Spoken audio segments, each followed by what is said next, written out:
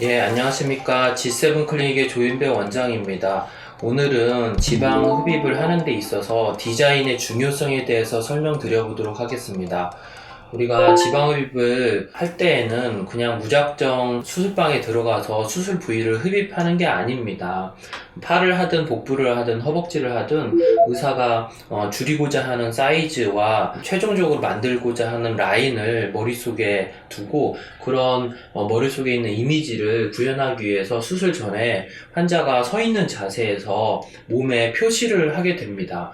그래서 그런 표시를 하는 이유는 수술방에 들어가서 환자가 수술을 할 때는 누워있기 때문에 피부 쪽에 있는 지방이 눌리기도 하고 또 수술 전에 수술 부위에 푸메센트라는 용액을 넣게 됩니다. 그런 용액을 넣게 되면 피부 밑에 있는 지방층이 부풀어 올라서 실질적으로 수술 전에 봤던 그런 바디 라인이 달라지게 됩니다. 우리가 환자의 몸이 매끄러울 것 같지만 사실 사람의 몸은 그렇게 매끄럽지가 않습니다. 자연스러운 굴곡이 있습니다. 그래서 이런 굴곡을 수술 후에 매끄럽게 만들기 위해서는 디자인을 많이 빼야 될 곳, 조금 빼야 될 곳, 신경 써서 빼야 될 곳들을 표시를 해야 됩니다. 그래서 수술 전에 꼼꼼히 환자의 바디 라인을 체크하고 디자인을 꼼꼼히 하고 그리고 수술방에 들어가서 그 디자인을 보고 수술을 하는 것입니다. 이거는 이제 팔 지방의 디자인에 제가 한 모습인데 이렇게 이제 수술 범위도 표시가 돼 있고 집중적으로 많이 빼야 될 곳, 조금 빼야 될 곳 이런 것들을 표시를 하고 있습니다. 디자인의 섬세한 정도 그리고 꼼꼼한 정도는 결국 수술 결과를 예측할 수 있는 기준이 됩니다. 섬세하지 못한 디자인에서 섬세한 결과는 나올 수가 없습니다. 그래서 디자인을 수술 전에 상담시 체크해보면 좋을 수 있는데 지방흡입 디자인을 체크할 때 고려해야 할 사항이 세 가지를 제가 알려드려 보도록 하겠습니다. 첫 번째는 디자인의 섬세함과 꼼꼼한 정도입니다. 의사가 수술 전에 환자의 몸에 디자인을 얼마나 꼼꼼하고 섬세하게 하는지를 체크하신다면 수술 후 결과를 보장받을 수 있을 것입니다. 그리고 두 번째는 디자인의 범위입니다.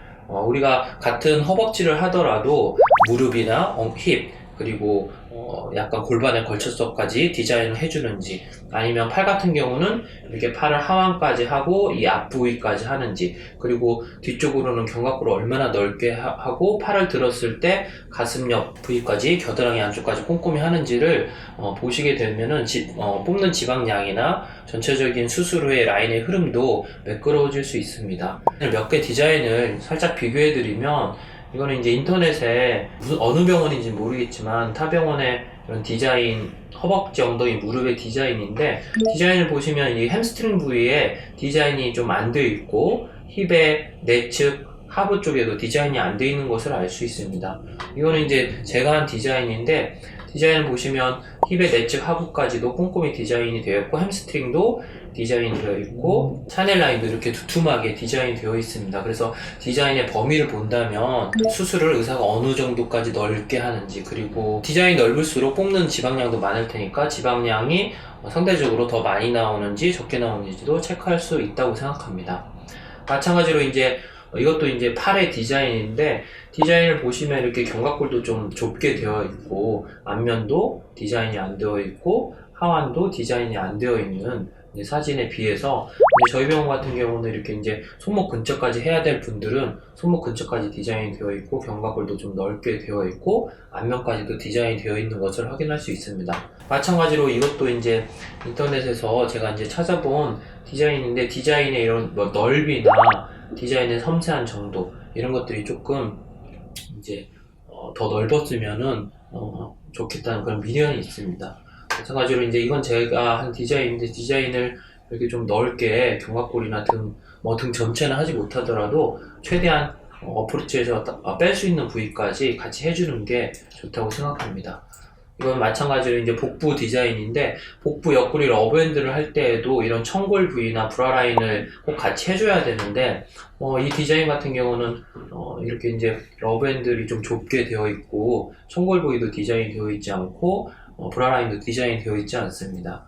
이거는 이제 제가 한 복부 옆구리 러브핸들의 디자인인데 보시면은 이제 브라라인까지 좀 넓게 되어 있고 꼬리뼈 이쪽도 힙 위쪽도 살짝 걸쳐서 해주는 게 결국에는 지방도 많이 뽑을 수 있는 디자인이고 전체적인 라인의 흐름도 수술 후에 더 매끄럽고 자연스럽게 될 거라고 생각합니다. 이거는 이제 저에게 힙 교정술이라는 좀 힙업 플러스 힙 주름 리프팅 수술을 받는 환자분의 디자인입니다.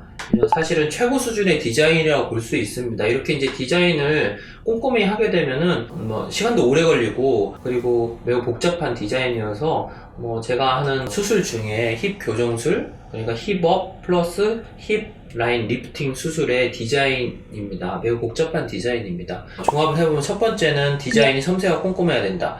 두 번째는 디자인의 범위를 체크해야 된다. 마지막으로 세 번째 하나는 디자인의 시간입니다. 그래서 우리가 지방흡입을 디자인을 하는 날 보통 성형외과 의사들이 매우 바쁘죠. 아침에 출근해서 상담도 해야 되고 수술 준비도 해야 되고 매우 복잡한 과정을 겪게 되면서 시간도 부족할 텐데 그럼에도 불구하고 수술하는 당일날 디자인하는데 꼼꼼하고 섬세하고 넓게 해주고 또 그리고 수술 전 상담에서 했던 환자가 우려하는 바, 환자가 원하는 바를 다시 한번 체크하고 상담하고 디자인을 하려면 아무리 못해도 적어도 20분 이상의 디자인 시간이 필요하다고 생각합니다. 그런데 이런 디자인에서 한 가지 알아두셔야 될 것이 이런 디자인의 섬세함, 꼼꼼함, 그리고 디자인의 범위, 디자인의 시간에 대해서 알게 되는 것은 사실은 수술 당일날입니다.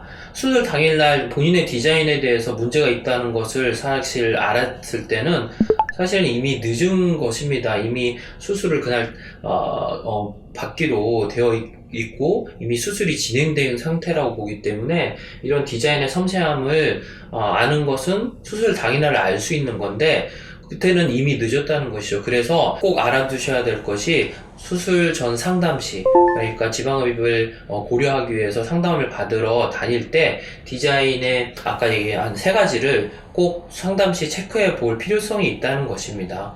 오늘은 지방흡입의 디자인에 대해서 설명드렸습니다. 안전하고 똑똑한 지방흡입 하세요.